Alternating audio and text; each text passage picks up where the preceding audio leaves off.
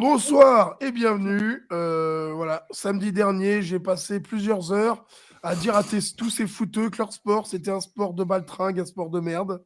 Et comme tu l'entends, je l'ai crié tellement fort que j'ai laissé ma voix sur le terrain. Voilà, parce que les vrais sportifs, ça laisse des parties de son corps sur le terrain. Ce soir, les pronos NFL, on va faire vite. Nous avons Rémi, notre expert belge Ikea. Salut à tous. C'est un peu l'esprit de la fête chez nous. Nous avons FMB. Bonsoir à tous. Voilà, et c'est le premier expert en palme, Olivier Rival. Salut. Et rappelle-toi, si ça fuit chez toi, tu peux toujours écoper avec un mug Olivier Rival. Voilà. Et d'ailleurs, c'est ce que je vais faire, je crois. Ce soir, 5 matchs pour toi. Titans vs Ah, il y a un Scooby. Chargers. Patriots vs Raiders. Scooby, il n'est pas là ce soir. Panthers Il est là. vs C'est toi, Steelers. c'est toi. Jets vs Lions. Et les Ravens contre les Browns pour commencer. À savoir que l'ami Yellow, ça fait 2 semaines qu'il m'appelle, qui me dit écoute, c'est bizarre tous ces matchs, je suis sûr que les Texans vont tout gagner. Je dis mais ils jouent pas les Texans, mais c'est pas grave. Ce qui est bien puisque Yellow avait quand même une sacrée avance dans les matchs serrés et que cette semaine, plusieurs d'entre nous, à savoir Rémi, FMB et moi-même, sommes en mesure de le rattraper puisqu'il joue encore les Texans et donc il marquera probablement 0 points, sauf si par miracle il gagne un match dans lequel il joue pas. Voilà. C'est quand même louche que Rico soit en tête cette année. Hein. Moi, je veux pas dire, mais... Je suis pas en tête. Non. Je suis ex-aequo avec toi sur les matchs serrés. Ouais, ben c'est louche, ça. Bah non. Pourquoi ? Bref. Les Ravens contre les Browns, FMB, puisque tu as la bouche ouverte, vas-y. Donc, c'est les Baltimore à Cleveland. Alors, donc moi, je crois que j'ai mis Cleveland. Pourquoi ? Parce que, je suis pas sûr que Lamar soit là. Même si côté Broncos, c'est pas la panacée non plus, on voit que Watson est encore rouillé. Il fait trop de massages, ce gars-là. Il faut que quelqu'un lui dise quand même. Parce que là, il a du mal à trouver ses receveurs. Par Amari Cooper qui fait un bon taf, mais ça se voit qu'ils ne sont pas encore en synchronisation. Donc, il essaye un peu ses tight ends, un peu les autres receveurs, mais c'est pas le top. Mais donc, comme dit un expert du football international en Belgique, qui nous dit entre les deux mauvaises équipes, il faut choisir celle qui reçoit. Donc, voilà, j'applique l'adage. Au match aller, c'était serré 23-20 en faveur de Baltimore. Donc là, je dirais à peu près la même chose, mais côté Browns. Alors, ce qui m'a plu aussi côté Browns, c'est la semaine dernière, c'est qu'ils ont fait rentrer Brissett. Alors, je ne sais pas si c'était voulu vraiment, et si c'est un game plan des Browns, c'est top, je pense, parce que ça fout quand même la merde quand on le veut, même chez les pros, quand on met 2 QB, les défenses doivent s'ajuster. Et Brissett est quand même plus confortable à la passe que Watson pour l'instant. Donc bravo aux Browns, continue comme ça. Merci beaucoup FMB. Rémi ? Bah écoute, une fois de plus, je vais pas respecter mon adage et je pourrais le regretter hein, parce que malheureusement il fonctionne souvent cet adage. Mais là j'ai envie de mettre les Ravens par défaut parce que ça va être un match pour moi assez dégueulasse. J'ai pas peur de le dire. Lamar sera d'office pas là. Il y a une possibilité qu'Huntley soit pas là non plus. Donc il faudra aller chercher le 3e quarterback du côté des Ravens. Mais en face, on a quand même une équipe qui ne tourne absolument pas. Donc, même avec Anthony Brown au centre, j'ai l'impression que les Ravens peuvent aller chercher 10 points. Et ça pourrait suffire pour gagner un match très fermé. Le jeu au sol des Ravens a bien fonctionné la semaine dernière, alors que le jeu de passe ne fonctionnait pas du tout. Ça a suffi pour battre les Steelers, qui sont quand même pas une défense ridicule. Donc, j'ai tendance à croire qu'ils peuvent répéter le même game plan contre les Browns et l'emporter. Merci Rémi. Olivier ? Écoute, que te dire? C'est un match qui ne m'inspire pas bien plus que nos deux collègues. On a deux équipes qui sont assez calamiteuses, en plus qui sont très moches à regarder. Ça se passe à Cleveland, donc effectivement, on pourrait peut-être jouer Cleveland. Moi, je joue Baltimore parce qu'ils ont peut-être un petit peu plus besoin de cette victoire. C'est pas complètement terminé pour eux pour gagner la division. Ils peuvent toujours espérer que les Bengals vont continuer à être irréguliers, même si pour le coup ils le sont de moins en moins. Donc voilà, je dis voilà, les Ravens ils ont peut-être un petit chouïa de plus de motivation qui va faire que ils vont réussir à accrocher une courte victoire sur un field goal à la fin, quelque chose comme ça. Merci beaucoup, Olivier.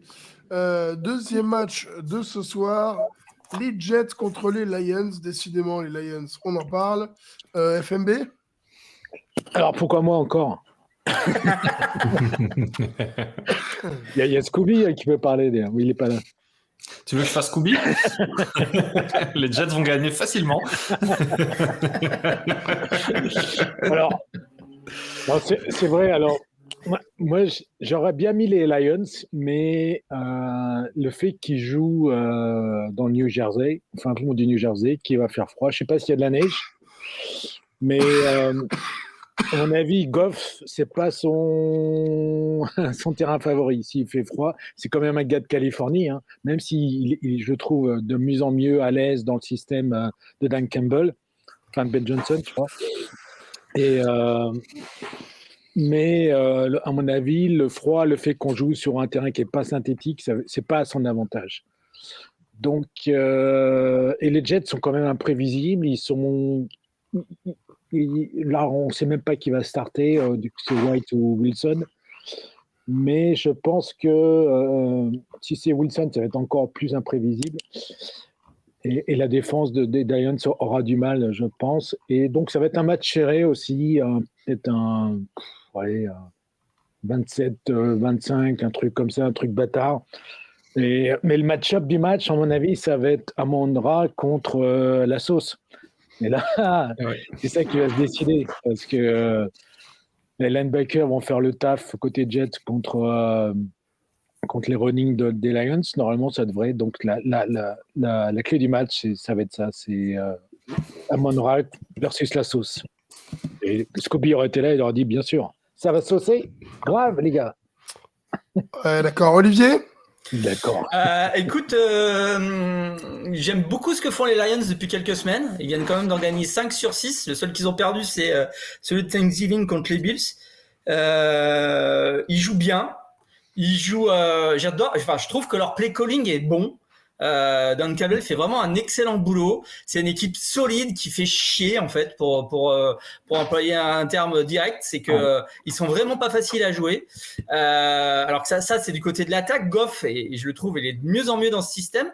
Il arrose beaucoup. J'ai compté là, je crois que le dernier match il a eu 8 ou 9 différents receveurs. Yep. Donc il assure vraiment très très bien de ce côté-là.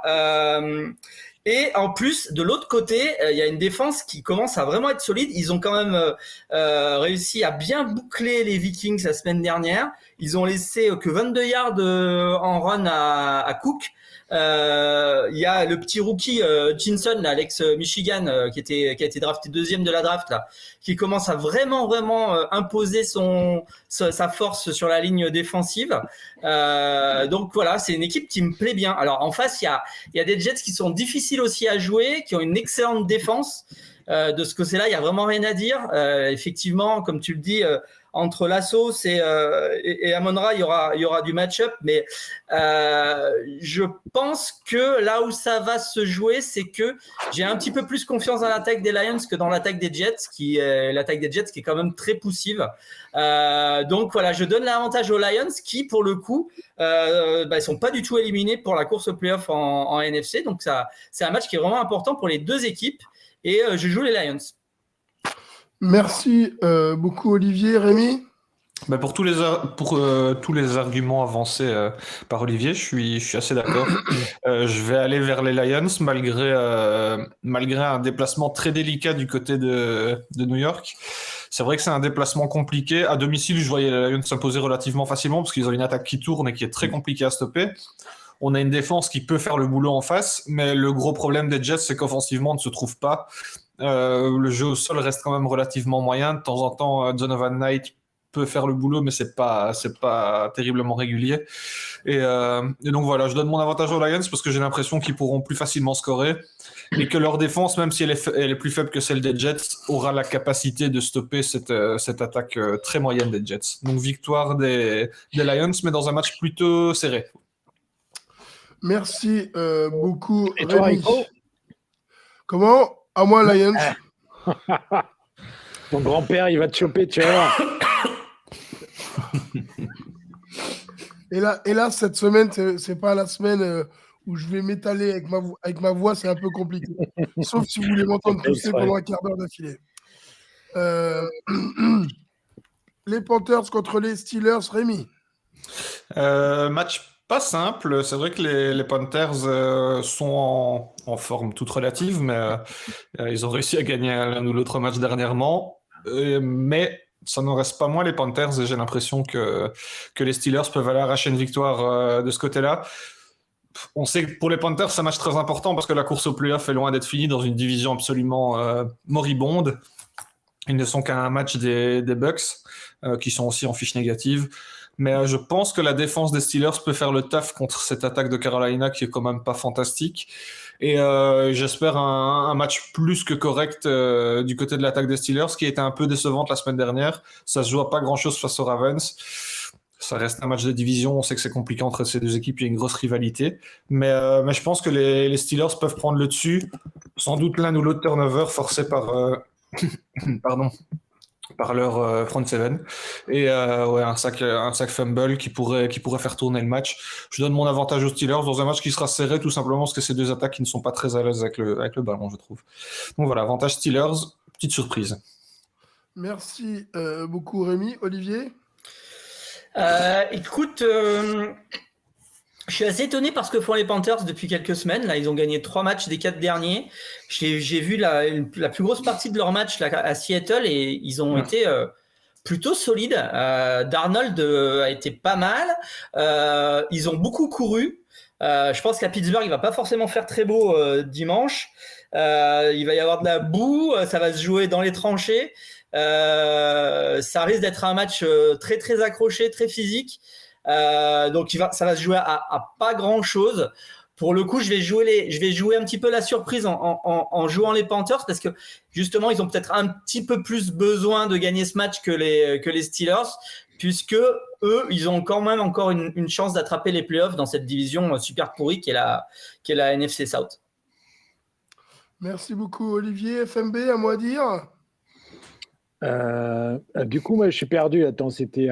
Ouais, ça nous C'est à Carolina. Ah, c'est à Carolina, pardon. Ouais. Alors, désolé. voilà. Ok. Excusez-moi. J'ai Parce une que là, petite idée il de m'a pourquoi dit, tu t'es trompé. alors là, je dis merde, j'ai encore foiré mon. Ça, c'est grâce à Rico. Ah putain. Il y a des problèmes géographiques. Voilà. Donc, ouais, c'est pour ça que moi, je suis parti sur Carolina. Parce que, ils jouent chez eux. Donc, on aura pu effectivement s'attendre à une guerre de tranchées. Ça va en être une, à mon avis aussi. Ouais. Parce que du côté Pittsburgh, on ne sait pas qui va starter entre Pinkett et Trubisky. Je pense que eux, côté Pittsburgh, ils vont devoir lâcher Harris. Et on voit que du côté Panthers, bon, bien sûr, comme l'a dit Olivier, ils courent pas mal. Et depuis quelques matchs, là, ils ont fait un gros match à Seattle, effectivement. Moi, je suis assez bluffé. Et je pense que peut-être que Darnold a trouvé sa place maintenant que Mayfield est parti. Peut-être qu'il est plus serein. Donc, voilà, moi, match serré, je suis d'accord. Et mes avantages aux Panthers. Merci beaucoup. Les Patriots contre les Raiders. Rémi. Ah non, Olivier. Oh, une coupe l'herbe sous le pied. Cette semaine, Pas simple, pas les simple, matchs hein. ne m'inspirent pas des masses, faut le dire. Il est pas simple. Alors, les Raiders, c'est toujours pareil, on sait jamais contre quelle équipe on va tomber. C'est un peu la boîte de chocolat, quoi, les Raiders. C'est un coup, vous avez un joli chocolat, un coup, vous avez la cerise avec le. Hein, vous avez compris. Donc, les Raiders, va savoir sur quoi on va tomber. Ils ont été très décevants contre les Rams, alors qu'ils avaient auparavant fait 2 bons matchs. Donc, est-ce qu'ils peuvent rebondir sur ce match?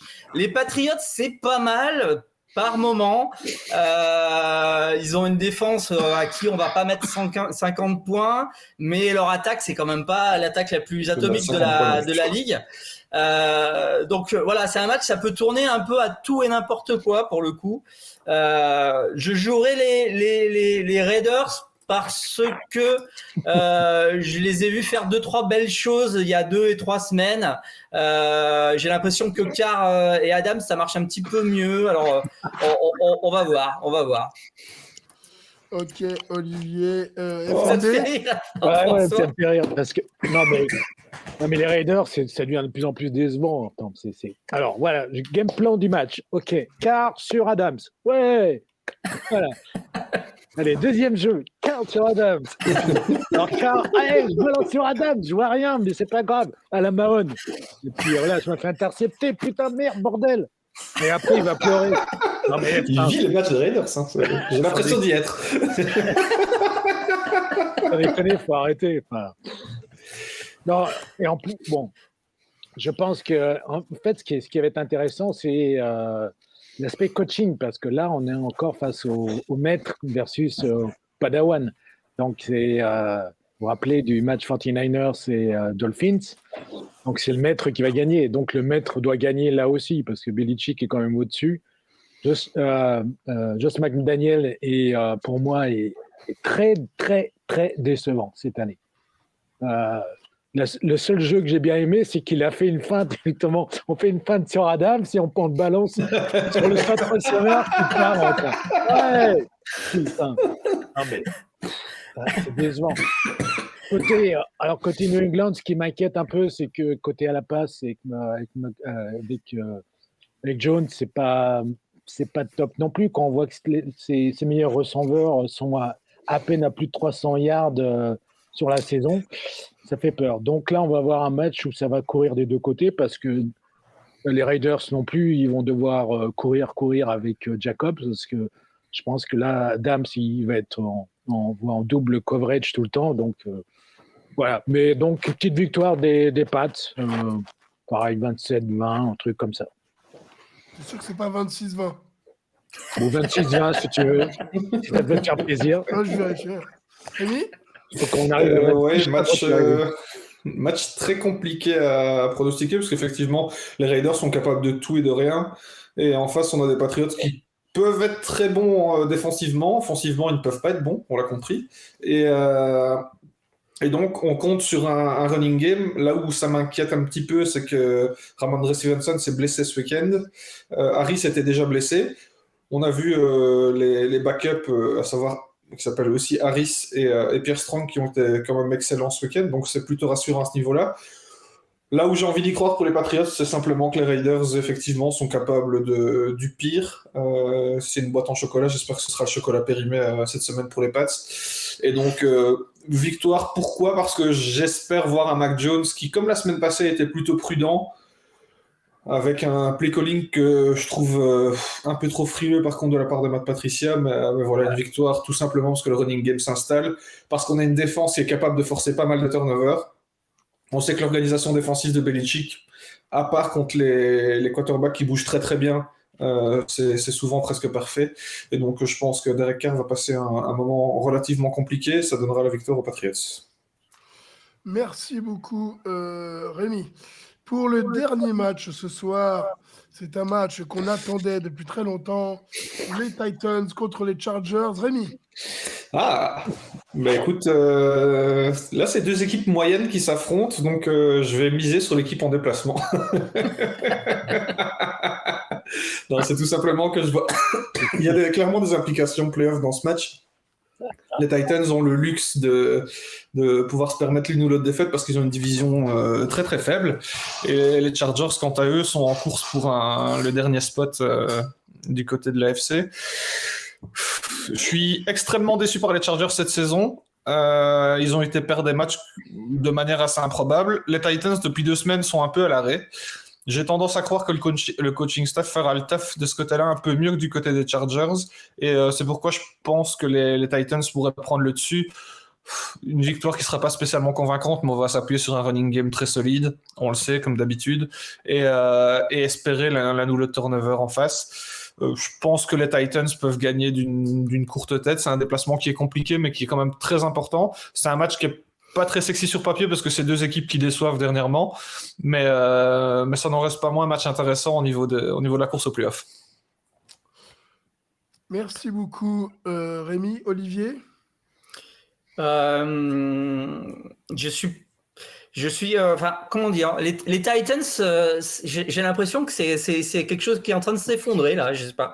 Il y a vraiment plus rien. Le pauvre Henry, même quand il arrive à faire, parce que il y a 15 jours ils avaient arrêté Henry, donc on s'était dit bon, ok, il y a une équipe qui a trouvé la solution, ils ont arrêté Henry, ils ont battu les Titans. Mais alors la semaine dernière, je crois qu'il a fait 120 yards et ils ont encore pris une dérouillée. Et j'ai l'impression que voilà, Henry il est un peu tout seul. Bon après, j'ai jamais été un très très grand fan de notre ami Tannehill que François a bien connu. J'ai un peu l'impression qu'on est sur une équipe un peu à bout de course. Alors en plus, elle va être en playoff parce qu'elle est dans une division toute pourrie. Pour être franc, moi je croise les doigts pour qu'on se tape les Titans en playoff parce que ça serait pas mal. Pour le coup, les Chargers. Bon, alors effectivement, les Chargers, c'est très très irrégulier. C'est un petit peu les Raiders bis, mais c'est quand même un petit peu mieux que les Raiders. Herbert, je préfère quand même Herbert à quart pour le coup. Et j'ai quand même un peu l'impression qu'à domicile, ils vont quand même aller accrocher ce match pour rester dans la course playoff. Merci beaucoup, Olivier. Et on dit qu'on garde le meilleur pour la fin, mais nous, on garde FMB pour la fin. Mais Olivier a tout dit, le play calling des Titans, c'est allez, Henry en centre, Henry en off-tackle, allez, on fait une feinte de passe, mais on passe à Henry en sweep, allez, bon. Il touche plus de balles que Davante Adams, tu crois? Bien sûr. Mais en fait, Olivier l'a dit, pour que les Titans gagnent, il faut qu'Henry fasse au moins plus de 200 yards. Donc c'est sûr. Donc si vous ralentissez à 100 yards, c'est sûr que vous avez une chance de gagner. Donc là, ça va être la clé du match. Le problème, c'est que les Chargers ne sont pas une super défense contre le run. Donc c'est ce qui m'inquiète un peu. Mais je vois quand même les Chargers gagner. Il y a quand même plus de talent et de vitesse côté Chargers. Alors après, en plus, il y a quand même un point faible dans la défense des Titans, c'est les DB. Si je me rappelle bien, leurs DB ne sont pas top. Donc Herbert, tu vas pouvoir, parce qu'il récupère tous ses receveurs, je crois, là, du coup, il me semble. Donc là, il va avoir de quoi faire, normalement. Donc voilà. Et puis, ils sont chez eux, donc go Chargers. Et c'est ce qu'on dit, ça se reconnaît au DB, quoi. Tu vois, voilà. Tout le monde l'a pas compris, celle-là. Messieurs, un mot à dire à la France, à la planète, au monde du foot US? Pas grand-chose. Bon courage pour certains matchs. Je veux bien donner 5 € à celui qui regardera Ravens-Browns et qui ne s'endormira pas. Voilà, c'est proposé. En entier. Sans fermer l'œil. Voilà. Il y a des fans des Browns en France, hein. Je veux juste dire bonne chance à FMB, à ces Dolphins qui vont affronter la tempête de neige à Buffalo. Tu vois, apparemment, a dit qu'il maîtrisait la neige, donc ça promet. J'espère que ça va être un match à l'ancienne, là, plein de neige partout. Ouais, je crois que ça va être le cas. Hein. Je crois que ça va être. Franchement, ça j'adore. Ça va être old school. Ça, j'adore. Voilà, je vous rappelle la bonne nouvelle. On approche de la fin de saison. Donc la NFL s'étale sur vos vies. Et donc, match dès 19h samedi. Ouais. 3 matchs samedi. Et ça, c'est quand même une bonne nouvelle. Enfin, moi, ça me met de plutôt bonne humeur. Voilà. Et vu comment il fait chaud dehors, tu vois, c'est pas comme si on cherchait pas des choses à rien foutre au chaud. C'est clair. Donc, j'annonce faire mes courses demain et je ne vais pas sortir du week-end. Voilà, c'est le plan. Voilà. Bah, écoutez, Et après, il y a Baltimore-Cleveland samedi soir, justement. Ça, c'est magnifique. Hein. Pour ceux qui veulent découvrir le foot US, c'est le moment. C'est le moment. Pour le coup, je regardais du collège à cette heure-là, parce que Baltimore-Cleveland, non merci. Hein. Ah, mais attends, Rémi a dit qu'il payait chaque personne qui regardait ce match. Ah C'est ouais, vrai. ouais, je vais regarder alors. Allez, courage. On va se mettre à plusieurs et on va être obligé de monter un Kickstarter pour financer le truc après. Je devrais peut-être payer 10 € à deux mecs qui auront pris de la coke avant, mais sinon, je vois pas comment ça peut passer. Je vais les regarder, je te ferai un débrief. Ok. Messieurs, merci beaucoup. Bonne soirée et à la semaine prochaine. Bonne fête à tous. Pourquoi bonne fête? Parce Tu que reviens bonne fête pas, à toi. tous. Hop, tu pars en reviens vacances, pas. mais là. Ah, on reconnaît ceux qui ont des mots, mais ils croient que c'est fini la fête. Ouais. Allez, à plus tard. Ciao. Salut.